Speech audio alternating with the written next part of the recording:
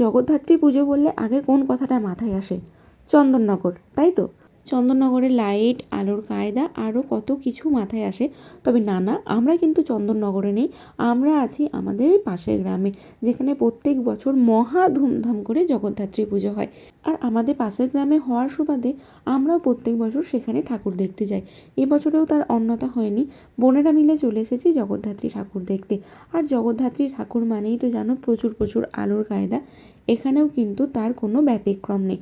প্রচুর আলোর কায়দা করা হয় আর প্রচুর ভিড়ভাট্টা হয়, কারণ গোটা এই ইন্দাস থানা চত্বরের মধ্যে এই শ্রীপুর গ্রামটাতেই বেশ জমজমাটি করে জগদ্ধাত্রী পুজো হয়।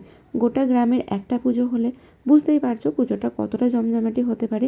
না আলোর খামতি আছে, না আত্মীয় স্বজনের খামতি আছে, আর না পুজোর কোনো খামতি আছে। তো আমরা সবাই মিলে এসেছি, মজা করেছি আর প্রচুর প্রচুর প্রচুর ছবি তুলেছি, যেগুলো তোমাদের সঙ্গে শেয়ার করলাম। কেমন লাগলো